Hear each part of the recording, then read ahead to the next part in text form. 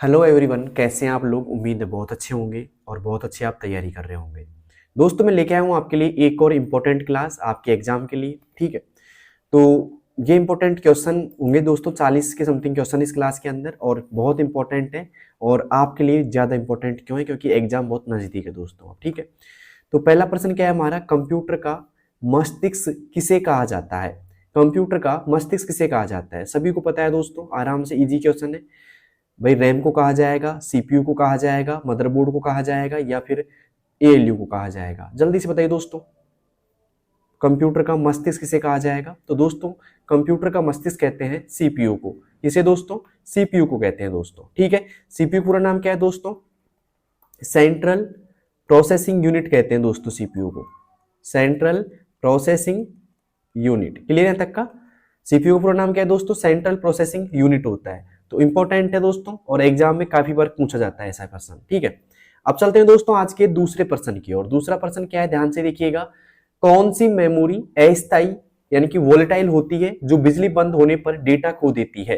कौन सी मेमोरी अस्थायी होती है जो बिजली बंद होने पर डेटा खो देती है? रोम, एचडीडी या फिर रैम या एसएसडी? बताइए दोस्तों, कौन सी मेमोरी ऐसी जो बिजली जाने पर डेटा खो देती है? तो वो होती है दोस्तों रैम मेमोरी। कौन सी होती है दोस्तों?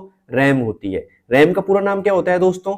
Random access memory. कई बार इसकी फुल फॉर्म पूछ ली जाती है दोस्तों, आपको याद रखना है इसका, रैंडम एक्सेस मेमोरी। रोम का पूरा नाम क्या है दोस्तों? Read only memory. क्या है दोस्तों? Read only memory. अगर आपके पास नोटबुक है तो आप नोट कर लेना इन मीनिंगों को, मतलब फुल फॉर्म्स को। एचडीडी मतलब क्या होता है दोस्तों? Hard disk. क्या होता है दोस्तों? हार्ड डिस्क होता है इसका पूरा नाम। और एसएसडी का क्या होता है भाई? सॉलिड स्टेट ड्राइव, है ना। क्लियर है तक का? तो उम्मीद करता हूं समझ में आ गया होगा आपको, और इसका जवाब भी आपको मिल गया होगा दोस्तों। और एक और इंपॉर्टेंट बात, आपकी परीक्षा में 35% रहेंगे। ये बात मैं उन बच्चों को बता रहा हूं जो एकदम नए हैं, जो पहली बार एग्जाम देंगे। 35% रहेंगे, और 35 के 35 आपको करके आने, क्योंकि नेगेटिव मार्किंग नहीं होगी दोस्तों। ठीक है, 1 घंटे का आपको समय मिलेगा, ये भी आपको कंफर्म याद रखना है दोस्तों। और साथ में ध्यान रखना, 14% सही कर दोगे तब पास हो गया। मतलब पेपर में आप जो बंदा पास होगा, मतलब एक तरीके से क्वालिफाई वो होगा एग्जाम में जिसके 14% सही होंगे। क्लियर है तक का? अब चलते हैं दोस्तों आज के तीसरे प्रश्न की ओर। तीसरा प्रश्न है हमारा, एएलयू का मुख्य कार्य क्या है? एएलयू का मुख्य कार्य क्या है? Store data, display output unit, display output, या perform arithmetic and logic operations, या फिर हम बात करें कंट्रोल हार्डवेयर। एएलयू का मुख्य कार्य क्या है भाई? एएलयू का मुख्य कार्य क्या है, जल्दी से बताइएगा दोस्तों। एएलयू का पूरा नाम क्या होता है? पहली बार तो ये पूछ लिया जाता है आपसे, एएलयू का पूरा नाम क्या होता है? Arithmetic okay logic unit. Okay, logic unit इसका पूरा नाम होता है, कई बार पूछ लिया जाता है एएलयू का पूरा नाम क्या है भाई। ठीक है, और ये मुख्य कार्य क्या है इसका? Perform arithmetic and logic operations करना। ठीक है, यहां पे आएगा C option is right. Okay, ध्यान रखना दोस्तों, सीपीयू को 3 भागों में बांटा जाता है। एक होता है आपका एएलयू, जो मैंने बताया अभी जस्ट, एक होता है सीयू, एक होता है दोस्तों एमयू। ठीक है, और एमयू का पूरा नाम होता है कंट्रोल यूनिट। क्या होता है दोस्तों? कंट्रोल यूनिट होता है, और ये क्या काम करता है? निर्देशों को कंट्रोल करता है। क्लियर है तक का?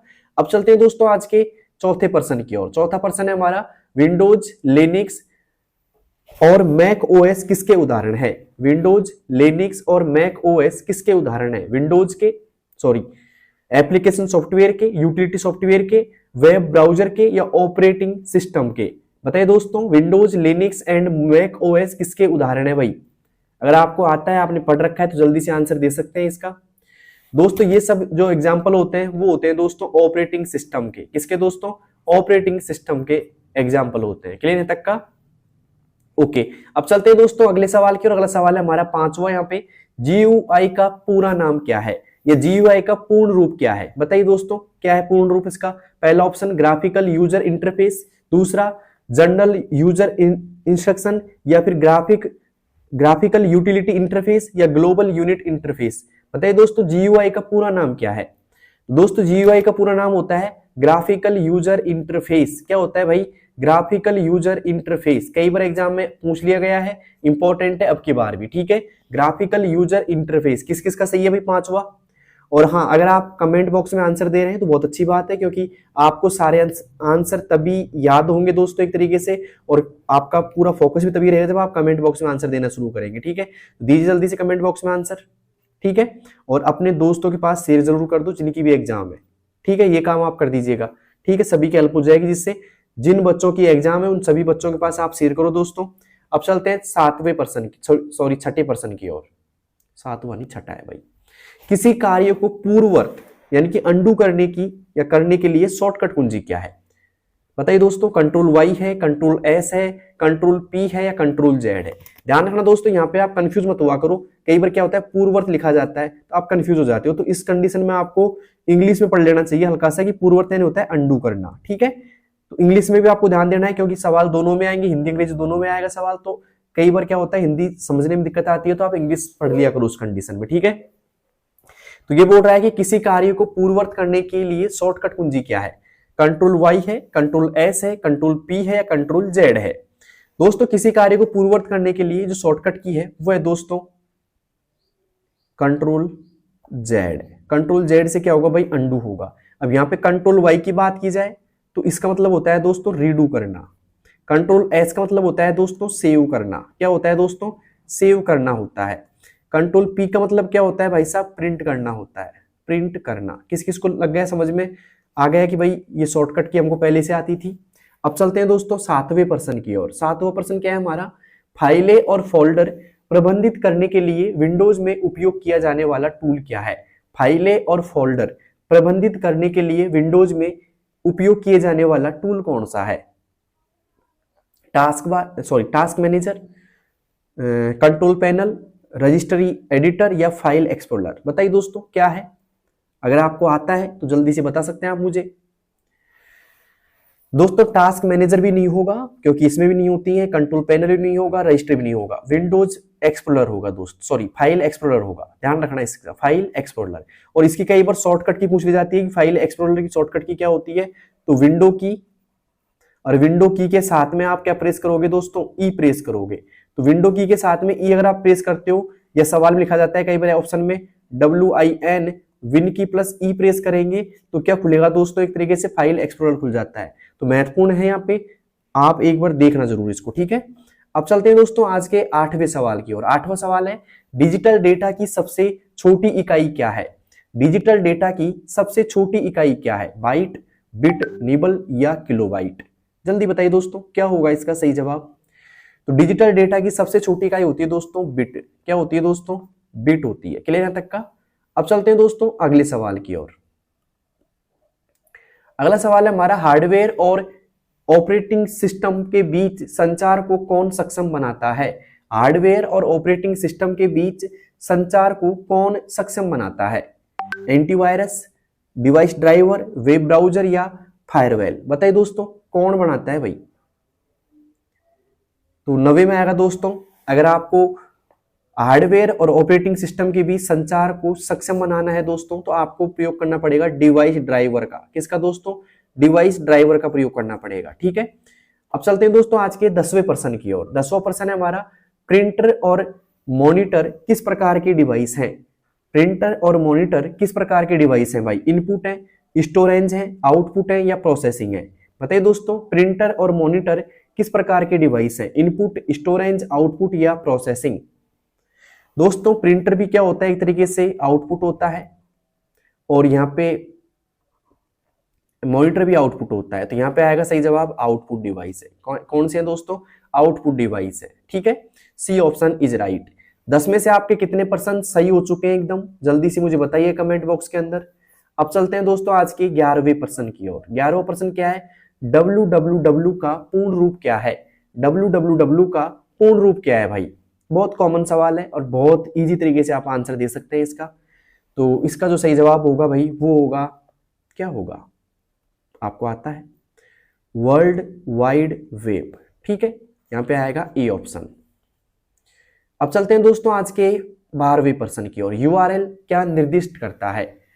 बताइए दोस्तों URL क्या निर्दिष्ट करता है? तो यहाँ पे पहला ऑप्शन आ रहा है network name, internet resource address या फाइल साइज या कनेक्शन स्पीड। दोस्तों सबसे जरूरी बात, URL का पूरा नाम पूछा जा सकता है आपसे। तो यूआरएल का पूरा नाम क्या होता है दोस्तों? यूनिफॉर्म, ठीक है, रिसोर्स लोकेटर। क्लियर तक का? यूनिफॉर्म रिसोर्स लोकेटर क्या होता है दोस्तों? यूआरएल का पूरा नाम होता है, और एक तरीके से ये निर्दिष्ट क्या करता है? इंटरनेट रिसोर्स एड्रेस को निर्दिष्ट करता है, मतलब इंटरनेट संसाधन पता। ठीक है, बी ऑप्शन इज राइट। अब चलते हैं दोस्तों आज के 13वें प्रश्न की ओर। 13वां प्रश्न क्या है कि वेब पेज तक पहुंचने के लिए किस प्रोटोकॉल का उपयोग किया जाता है? वेब पेज तक पहुंचने के लिए किस प्रोटोकॉल का उपयोग किया जाता है भाई? एफटीपी का, एसएमटीपी का, एचटीटीपी का, या पीओपी3 का? जल्दी बताइए दोस्तों, क्या होगा इसका सही जवाब, अगर आपको आता है तो। दोस्तों यहाँ पे अगर आपको वेब पते तक पहुंचना है तो आपको करना पड़ेगा दोस्तों एचटीटीपी का उपयोग। किसका दोस्तों? एचटीटीपी का। इसका फुल फॉर्म क्या है दोस्तों? हाइपर, ठीक है, text transfer okay protocol, okay, PROTUCOL protocol इसका पूरा नाम है दोस्तों। ठीक है, एसएमटीपी का पूरा नाम पूछा जाए आपसे तो सिंपल मेल ट्रांसफर प्रोटोकॉल है ना, ओके। एफटीपी का फाइल ट्रांसफर प्रोटोकॉल, कई बार ये सवाल पूछ ले जाते हैं आपसे। ट्रांसफर प्रोटोकॉल फुल फॉर्म आपसे पूछी जाएंगी दोस्तों एग्जाम में, याद रखना है आपको। और पीओपी3 का क्या होता है भाई? Post office protocol, post office protocol.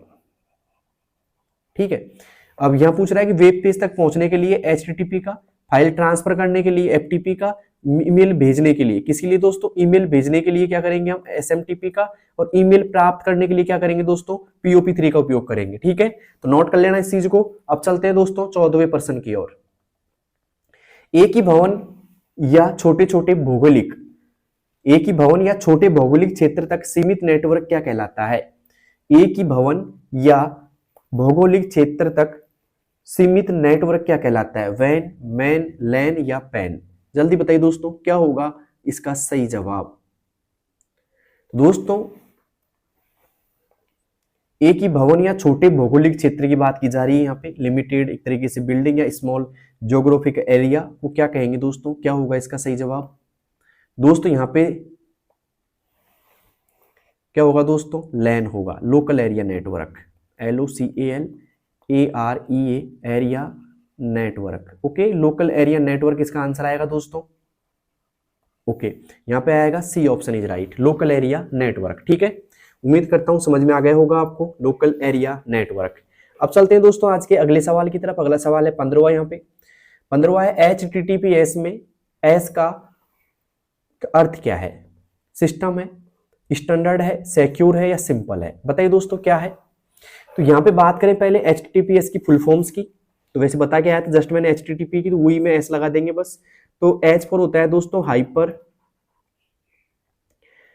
T for होता है दोस्तों टेक्स्ट, फिर T फॉर होता है ट्रांसफर, और P फॉर होता है दोस्तों प्रोटोकॉल। ठीक है, इसके बाद में जो S होता है ना, उसका मतलब होता है दोस्तों सिक्योर। क्या होता है दोस्तों? सिक्योर। मैं यहाँ लिख देता हूँ इस जगह पे SECURE, सिक्योर। ठीक है, तो यहाँ पे क्या पूछ रहा है? एस का मतलब क्या है भाई? इस एस का मतलब क्या है? तो इसका एस का मतलब है secure, C option is right. ठीक है, सिक्योर आएगा यहाँ पे, और ये अधिक सुरक्षित होता है दोस्तों HTTP की बजाय। ठीक है, अब चलते हैं दोस्तों आज के 16वें सवाल की ओर। 16वां सवाल है हमारा कि इंटरनेट पर जानकारी खोजने के लिए इंटरनेट पर जानकारी खोजने के लिए उपयोग किए जाने वाला सॉफ्टवेयर सिस्टम क्या है? वेब ब्राउजर है, ऑपरेटिंग सिस्टम है, ईमेल है, या सर्च इंजन है? बताइए दोस्तों क्या है। तो इंटरनेट पर जानकारी खोजने के लिए उपयोग किए जाने वाला सॉफ्टवेयर सिस्टम क्या है? सर्च इंजन होता है। क्या होता है दोस्तों? सर्च इंजन कहलाता है। इंपॉर्टेंट है, टिक लगा लेना डी ऑप्शन पे, और आपको पता भी लग गया होगा इसका। ठीक है, अब चलते हैं दोस्तों 17वें प्रश्न की ओर। 17वां प्रश्न है एनालॉग सिग्नल को डिजिटल सिग्नल में कौन परिवर्तित करता है? एनालॉग सिग्नल को डिजिटल सिग्नल में कौन परिवर्तित करता है? बताइए दोस्तों, राउटर करता है, मॉडेम करता है, स्विच करता है, या हब करता है? बताइए दोस्तों कौन करता है। तो एनालॉग सिग्नल को डिजिटल सिग्नल में जो बदलता है ना भाई, वो बदलता है दोस्तों मॉडेम।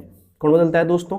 मॉडेम बदलता है। ठीक है, अब चलते हैं दोस्तों आज के 18वें सवाल की और 18वां सवाल है हमारा, संवेदनशील जानकारी जैसे पासवर्ड चुराने के लिए धोखे से उपयोगकर्ताओं को बरगलाने का प्रयास क्या कहलाता है? संवेदनशील जानकारी जैसे पासवर्ड चुराने के लिए धोखे से उपयोगकर्ताओं को बरगलाने का प्रयास क्या कहलाता है? स्पैमिंग कहलाता है, हैकिंग कहलाता है, फिशिंग कहलाता है, डिबगिंग कहलाता है? जल्दी बताइए दोस्तों क्या कहलाता है? तो दोस्तों ये कहलाता है फिशिंग। क्या कहलाता है दोस्तों? फिशिंग कहलाता है। संवेदनशील जानकारी चुराना फिशिंग कहलाता है दोस्तों, फिशिंग अटैक। ओके, उम्मीद करता हूं 18% आपके सही हो गए होंगे। अब चलते हैं आज के 19वें प्रश्न की ओर। ठीक है, 19वां प्रश्न क्या है, ध्यान से देखिएगा। कौन सा उपकरण अनाधिकृत पहुंच को रोकने के लिए नेटवर्क ट्रैफिक की निगरानी करता है? कौन सा उपकरण अनाधिकृत पहुंच को रोकने के लिए नेटवर्क ट्रैफिक की निगरानी करता है? स्विच करता है, राउटर करता है, हब करता है या फायरवेल करता है? बताइए दोस्तों कौन करता है? कौन सा उपकरण अनाधिकृत पहुंच को रोकने के लिए नेटवर्क ट्रैफिक की निगरानी करता है? स्विच, राउटर, हब या फायरवेल? बताइए दोस्तों कौन करता है? अगर आपको आ रहा है जवाब तो दीजिए जल्दी से भाई। तो वो करता है दोस्तों अनाधिकृत पहुंच को रोकने के लिए एक नेटवर्क ट्रैफिक की निगरानी कौन करता है? फायरवेल करता है। एक दीवार की तरह काम करता है भाई ये। ठीक है, ओके। अब चलते हैं दोस्तों आज के 20वें प्रश्न की ओर। 20वां, एक वैश्विक नेटवर्क जो टीसीपी आईपी प्रोटोकॉल का उपयोग करके नेटवर्कों को जोड़ता है क्या कहलाता है? इंट्रानेट, लैन, इंटरनेट या वैन? बताइए दोस्तों क्या होगा इसका सही जवाब? टीसीपी आईपी प्रोटोकॉल का उपयोग करके नेटवर्कों को जोड़ता है, तो कौन जोड़ता है भाई? तो वो जोड़ता है दोस्तों इंटरनेट। कौन जोड़ता है दोस्तों? इंटरनेट जोड़ता है। क्लियर है तक का? C option is right, internet. Clear है तक का? अब चलते हैं दोस्तों आज के 21वें प्रश्न की ओर। लेकिन मुझे बताइए 20 में से 20 किस किस के सही हो चुके हैं जल्दी से। अब चलते हैं 21वें की ओर। 21वां प्रश्न है हमारा कि यूपीआई का पूर्ण रूप क्या है? बताइए दोस्तों, universal payment interface, unified payment interface या यूनिक पर्सनल इंडेक्स या यूनिवर्सल प्रोटोकॉल इंडेक्स? बताइए दोस्तों क्या होगा इसका सही जवाब? दोस्तों इसका जवाब होगा सही unified payment interface. Okay, B option is right, unified payment interface. अब चलते हैं दोस्तों अगले सवाल की तरफ। अगला सवाल है हमारा 22वां, लेनदेन सत्यापन के लिए मोबाइल पर भेजा गया एक बार का कोड क्या है? बताइए दोस्तों एक बार जो कोड आता है ना वो क्या है? आपको पता होगा, पिन है, सीवीवी है, ओटीपी है या आईएफसी है? बताइए दोस्तों क्या है भाई? वन टाइम कोड क्या कहलाता है पता है आपको? ओटीपी कहलाता है। क्या कहलाता है दोस्तों? ओटीपी कहलाता है यहाँ पे। ठीक है, C option OTP, one time password इसका फुल फॉर्म है, वन टाइम पासवर्ड। ओके, अब चलते हैं दोस्तों आज के 23वें प्रश्न की ओर। उम्मीद है क्लास आपको अच्छी लग रही होगी और आपने अपने दोस्तों के पास में शेयर भी किया होगा इस चीज को। डेबिट कार्ड का उपयोग करके पैसा किस खाते से काटा जाता है? डेबिट कार्ड का उपयोग करके पैसा किस खाते से काटा जाता है? लोन अकाउंट से, सेविंग या करंट अकाउंट से, क्रेडिट अकाउंट से या फिक्स डिपॉजिट से? डेबिट कार्ड का जो उपयोग करके पैसा किस खाते से काटा जाता है भाई? या तो काटा जाएगा सेविंग अकाउंट से या काटा जाएगा करंट अकाउंट से। ठीक है, बी ऑप्शन इज राइट। अब चलते हैं दोस्तों आज के 24वें प्रश्न की ओर। 24वां है, एईपीएस का पूर्ण रूप क्या है? एईपीएस का पूर्ण रूप क्या है भाई? Automated electronic payment system, account enable payment service, Aadhaar enable payment system या ऑल इलेक्ट्रॉनिक पेमेंट सिक्योरिटी? बताइए दोस्तों एईपीएस का पूरा नाम क्या है? अगर आपको आता है तो जल्दी से आप मुझे बता सकते हैं।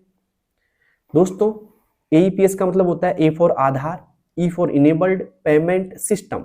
सी option is right, C option आएगा भाई, आधार इनेबल्ड पेमेंट सिस्टम। अब चलते हैं दोस्तों आज के 25वें प्रश्न की ओर। किसी व्यापारी को भुगतान के लिए या किसी व्यापारी को भुगतान विवरण तुरंत स्थानांतरित करने के लिए क्या उपयोग किया जाता है? एटीएम कार्ड का, बारकोड का, एसएमएस का या क्यूआर कोड का? जल्दी बताइए दोस्तों, किसी व्यापारी को भुगतान विवरण तुरंत स्थानांतरित करने के लिए क्या उपयोग किया जाएगा भाई? तो ये उपयोग किया जाएगा दोस्तों क्यूआर कोड का, क्विक रेस्पॉन्स कोड है ना, क्यूआर कोड। ठीक है, अब चलते हैं दोस्तों आज के 26वें प्रश्न की ओर। 26वां है, आईएफएससी का उपयोग मुख्य रूप से किसे पहचानने के लिए किया जाता है? आईएफएससी का उपयोग मुख्य रूप से किसे पहचानने के लिए किया जाता है? कस्टमर नेम का, बैंक ब्रांच का, आधार नंबर का या अकाउंट टाइप का। दोस्तों यहाँ पे अगर आपको बैंक ब्रांच पहचाननी है तो काम क्या आएगा दोस्तों, आपके आईएफएससी कोड आएगा, ठीक है, तो बैंक ब्रांच के लिए, ठीक है। अब चलते हैं दोस्तों आज के 27वें प्रश्न की ओर। 27वां प्रश्न है, इंटरनेट पर वस्तुओं और सेवाओं की खरीद और बिक्री को क्या कहते हैं। इंटरनेट पर वस्तुओं और सेवाओं की खरीद और बिक्री को क्या कहते हैं। ई गवर्नेंस कहते हैं, ई कॉमर्स कहते हैं, ईमेल कहते हैं या ई लर्निंग कहते हैं। जल्दी बताइए दोस्तों क्या कहते हैं। तो यहाँ पे आएगा दोस्तों ई कॉमर्स। क्या आएगा दोस्तों, ई कॉमर्स आएगा। ध्यान देना, मोस्ट क्वेश्चन है एक तरीके से, और एग्जाम में यहाँ से पूछा जाता है आपसे कि इंटरनेट पर वस्तुओं और सेवाओं की खरीद और बिक्री को क्या कहते हैं भाई, ई कॉमर्स कहते हैं। अब चलते हैं दोस्तों आज के अगले क्वेश्चन की और। अगला क्वेश्चन है हमारा यहाँ पे 28वां, एक कार्ड जो आपके केवल पहले से लोड की गई राशि खर्च करने की अनुमति देता है। बताइए दोस्तों, क्रेडिट कार्ड कहलाता है, डेबिट कार्ड कहलाता है, प्रीपेड कार्ड कहलाता है या बिजनेस कार्ड कहलाता है। जल्दी बताइएगा क्या कहलाता है, क्या कहलाता है दोस्तों। कहलाएगा प्रीपेड कार्ड। कौन सा दोस्तों, प्रीपेड कार्ड कहलाएगा, ठीक है। अब चलते हैं दोस्तों आज के अगले सवाल की तरफ। अगला सवाल है हमारा 29वां, नेट बैंकिंग उपयोगकर्ताओं को बैंक सेवाओं तक पहुंचने की अनुमति कब देता है। नेट बैंकिंग उपयोगकर्ताओं को बैंक सेवाओं तक पहुंचने की अनुमति कब देता है। ओनली ड्यूरिंग बैंक आवर्स में, या 24/7 मतलब हमेशा के लिए, या फिर only at the bank branch, या ओनली थ्रू एटीएम। बताइए दोस्तों क्या होगा इसका सही जवाब।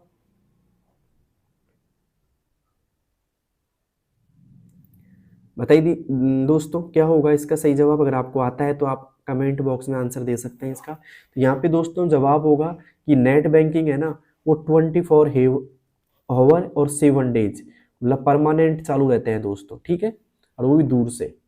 ओके, अब चलते हैं दोस्तों आज के 30वें सवाल की ओर। 30वां है, बजट बनाना, बचत करना और निवेश करना किसका एक हिस्सा है। डिजिटल हैकिंग का, फाइनेंशियली लिटेंसी का, या फिर डाटा मीनिंग का, या फिर सोशल नेटवर्किंग का। जल्दी बताइए दोस्तों क्या होगा इसका सही जवाब। अगर आपको आता है तो आप आंसर दे सकते हैं इसका। बजट बनाना, बचत करना और निवेश करना किसका एक हिस्सा है भाई। तो दोस्तों ये हिस्सा है फाइनेंशियल का। B option is right. अब चलते हैं दोस्तों आज के 31वें प्रश्न की ओर। एप्लीकेशन और फाइलें, एप्लीकेशन और फाइलें से सवाल बनाए। यहाँ एक टॉपिक का नाम है दोस्तों यहाँ पे एप्लीकेशन फाइल्स है। तो यहाँ पे क्वेश्चन आपका नीचे दिखाई दे रहा है आपको, ये रहा। एमएस वर्ड, एमएस एक्सेल और गूगल क्रोम को किस रूप में वर्गीकृत किया जाता है। एमएस वर्ड, एमएस एक्सेल और गूगल क्रोम को किस रूप में वर्गीकृत किया जाता है। सिस्टम सॉफ्टवेयर में, यूटिलिटी सॉफ्टवेयर में, या फिर एप्लीकेशन सॉफ्टवेयर में, या हार्डवेयर में। बताइए दोस्तों किस में यहाँ पे एक तरीके से वर्गीकृत किया जाता है। तो वो किया जाता है दोस्तों यहाँ पे एप्लीकेशन सॉफ्टवेयर में। किसमें दोस्तों, एप्लीकेशन सॉफ्टवेयर में आएंगे ये। C option is right. सवाल ध्यान यहाँ से पढ़ना है सवाल आपको इससे वैसे ना, ये मैं टॉपिक का नाम लिख दिया यहाँ पे, हटाया नहीं उसको, ठीक है। अब चलते हैं दोस्तों आज के 32वें सवाल की ओर। 32वां है, DOCX किस प्रकार की फाइल का एक्सटेंशन है। DOCX किस प्रकार की फाइल का एक्सटेंशन है। अब एक्सटेंशन क्या होता है, फाइल को पहचानने का प्रकार, ठीक है, फाइल का एक प्रकार या पहचानने का एक प्रकार एक्सटेंशन कहलाता है। तो DOCX बात की जा रही है यहाँ पे। तो जो DOCX होता है दोस्तों, .docx ऐसे लिखा आता है। तो ये किसका है भाई, तो ये दोस्तों MS वर्ड का होता है। किसका होता है दोस्तों, वर्ड डॉक्यूमेंट का होता है। स्प्रेडशीट की बात की जाए, ध्यान रखना .XLSX होता है। और यहाँ पे प्रेजेंटेशन की बात की तो .PPTX होता है। क्लियर यहाँ तक का, ओके। उम्मीद करता हूँ समझ में आ गया होगा आपको। तो यहाँ पे वर्ड डॉक्यूमेंट आएगा भाई। अब चलते हैं 33वें की ओर। 33वां है, XLS या XLSX, ठीक है, किस प्रकार की फाइल एक्सटेंशन है। अब यहाँ पे आपको एक तो XLS दे रखा है और एक दे रखा है XLSX। ये दोस्तों 2003 मतलब 2007 से पहले ये था आपका एक्सटेंशन। और सीधी सी बात करें दोस्तों, 2007 और उसके बाद आपको कौन देखने को मिलेगा दोस्तों, ये देखने को मिलेगा, ठीक है। तो ये किसका है दोस्तों, स्प्रेडशीट का होता है। किसका होता है दोस्तों, स्प्रेडशीट का होता है। क्लियर है तक का। अब चलते हैं दोस्तों आज के 34वें प्रश्न की ओर। 34वां है, विंडोज में हटाई गई फाइलें कहाँ संग्रहित होती हैं? विंडोज में हटाई गई फाइलें कहाँ संग्रहित होती हैं भाई? टेम्परेरी फोल्डर में होती हैं, कंट्रोल पैनल में होती हैं, टास्क मैनेजर में होती हैं, या रिसाइकल बिन में होती है? तो विंडोज से हटाई गई फाइलें जो होती हैं कहाँ संग्रहित होती है दोस्तों? रिसाइकल बिन में होती है। किस में होती है दोस्तों? रिसाइकल बिन में। और रिसाइकल बिन को हम कंप्यूटर का कचरा पात्र कहते हैं दोस्तों एक तरीके से, क्योंकि अनवांटेड फाइलें आप यहीं स्टोर कर सकते हैं पूरी। ठीक है, अब चलते हैं आज के 35वें प्रश्न की ओर। 35वां प्रश्न क्या है दोस्तों?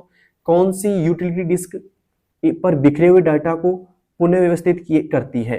कौन सी यूटिलिटी डिस्क पर बिखरे हुए, या थोड़ा अलग अलग ध्यान रखना, एक साथ में पढ़ना इनको, यूटिलिटी पढ़ना फिर उसके बाद में डिस्क पढ़ना है। कौन सी यूटिलिटी डिस्क पर बिखरे हुए डाटा को पुनर्व्यवस्थित करती है? डिस्क क्लीनर, डिस्क डिफ्रैगमेंटर, या फिर बैकअप यूटिलिटी, या फिर एंटीवायरस? तो यहां पे आएगा दोस्तों डिस्क डिफ्रैगमेंटर, तो यहां पे आएगा बी ऑप्शन इज राइट। ठीक है, अब चलते हैं दोस्तों आज के 36वें सवाल की ओर। 36वां है, किसी फाइल को स्थायी रूप से हटाने के लिए रिसाइकल बिन को बाईपास करते हुए किसका उपयोग किया जाएगा?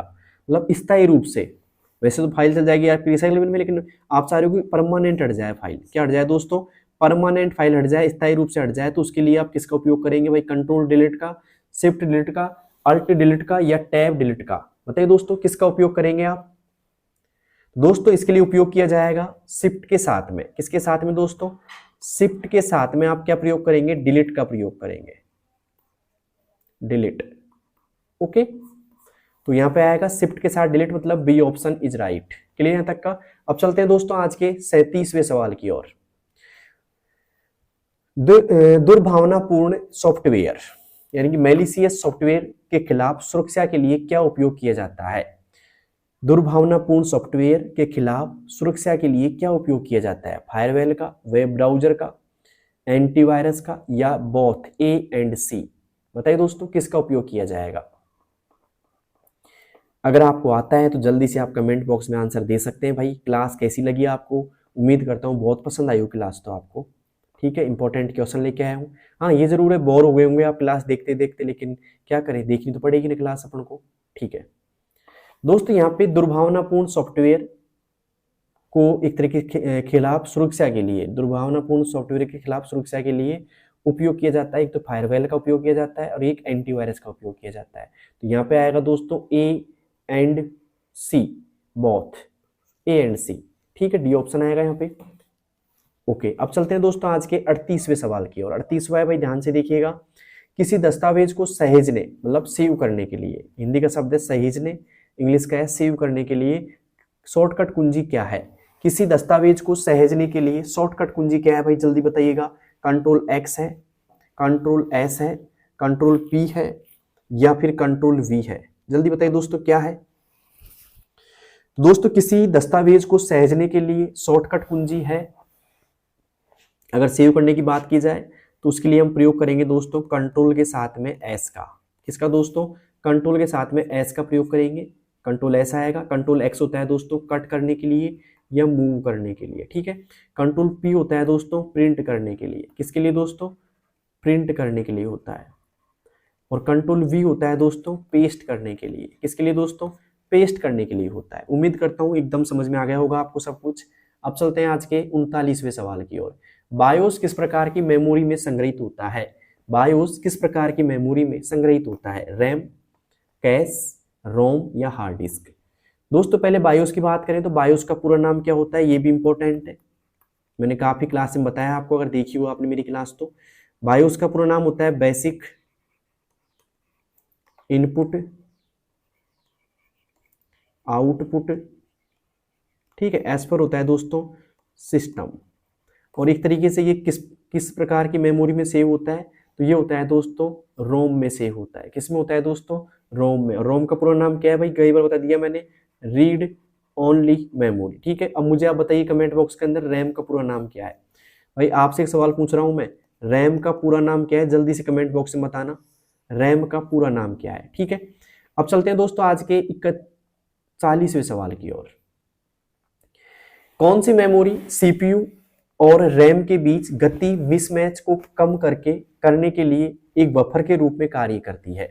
कौन सी मेमोरी? सीपीयू और रैम के बीच, ध्यान रखना दोस्तों, सीपीयू और रैम के बीच गति मिसमैच को कम करने के लिए एक बफर के रूप में कार्य करती है। रोम, हार्ड डिस्क, कैश मेमोरी या फ्लैश ड्राइव? जल्दी बताइए दोस्तों, क्या होगा इसका सही जवाब? जल्दी बताइएगा क्या सही जवाब होगा इसका। तो यहाँ पे दोस्तों सही जवाब जो होगा वो होगा दोस्तों कैश मेमोरी।